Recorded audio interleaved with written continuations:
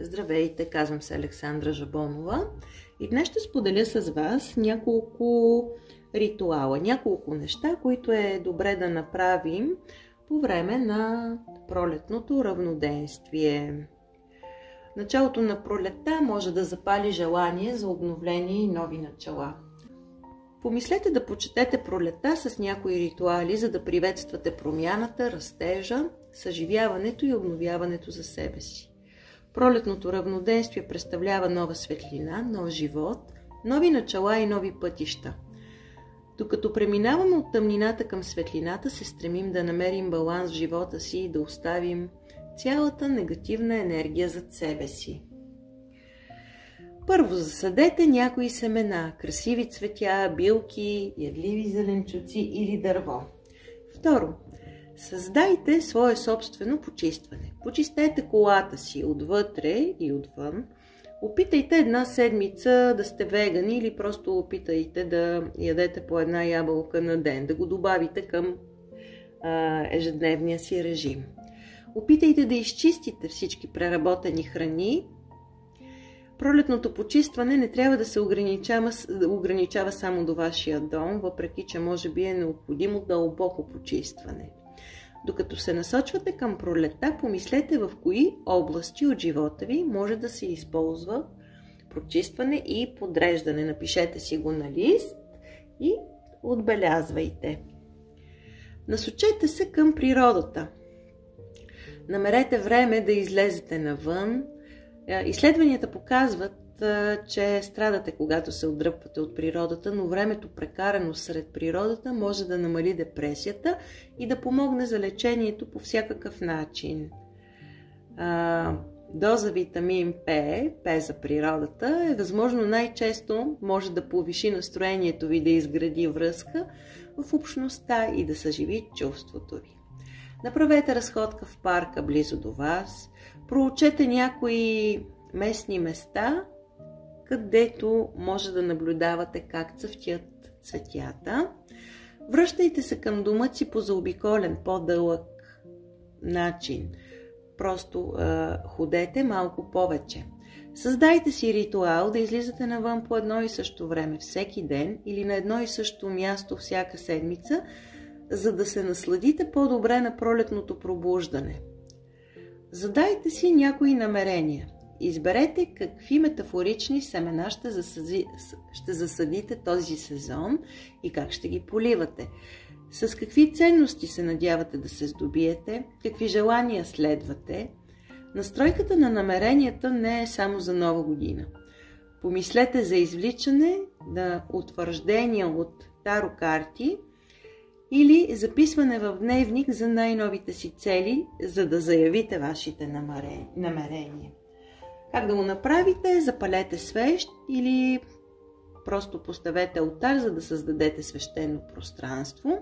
Изберете си 1 до 3 положителни намерения, за да се фокусирате. Просто ги запишете и се връщайте към тях всеки ден. Пожелайте си нещо на първа пролет. Вземете си малко букетче с цветя или си направете венче от тях. Непременно вплетете в тях и клонки от бреза или върба, за да сте здрави и силни през годината. Поставете ваза с цветя в центъра на стаята и с зелен стрък клонче от бреза или върба. Започнете да оформяте мислено зелен кръг около вазата. Наречете следните думи. Красавице Пролет, изпълни моето съкровенно желание. Повторете го 5 пъти. След което свалете от себе си венчето или оставете букетчето с цветята от ръцете си. Завържете му панделка и кажете: както тази панделка се увива около букетчето или венчето, така и пролетта да даде любов към моето желание и да улови около него успеха, щастието и късмета за сбъдването му. Вържете венчето на дърво в парка или оставете букетчето да отплава в течаща вода. Благодарете на пролетта за енергията, която носи в живота ви и за помощта, която ще ви даде в изпълнение на вашето желание. Рецепта за вълшебен прах на любовта. Смесете лъжичка черен и червен пипер, Добавете щипка сол към тях и докато разбърквате тези сухи съставки, повторете няколко пъти. Пролетта среща, любов и щастие привлича. Използвайте тази вълшебна смес във всички ястия, които приготвяте в първите дни след настъпването на пролетта. Специално в чест на пролетта пригответе и тази лека пролетна салата.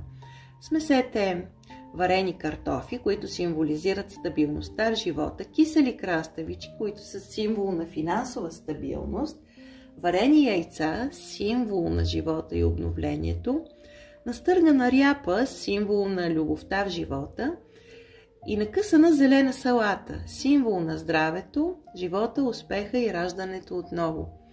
Поръсете с вълшебния прах на любовта. Ако не постите, може да объркате всичко с малко сметана или майонеза. Старайте се да бъдете позитивни през целия ден, да мислите, наричате и срещате по пътя си красиви случки, събития и хора. Чувствайте лекота и приемайте всичко, което идва в живота ви през деня. Не се съпротивлявайте на неприятните си ситуации, приемете ги. Търсете красивото във всичко. Ако не го виждате, то е защото не искате да го потърсите, а не защото то не съществува. Купете пролетни цветя с силен аромат, жумбил, фрези, лилиум и ги внесете в дома си.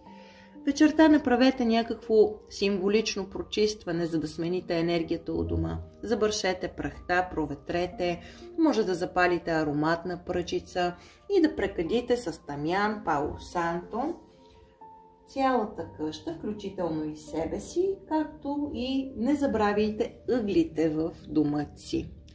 А в часа и минутата на настъпването на равноденствието си пожелайте искрено нещо красиво и скъпо за вас. И последното нещо, което може да направите, е да направите поздрава към слънцето от йога. И така, това беше от мен. Надявам се информацията да е била полезна за вас. Ако видеото ви е харесало, натиснете палец нагоре, споделете го в социалните мрежи. Ако все още не сте се абонирали за канала, ще съм благодарна да го направите. Ако сте го направили, споделете го със свои близки и приятели. Благодаря ви, че бяхме заедно и до скоро!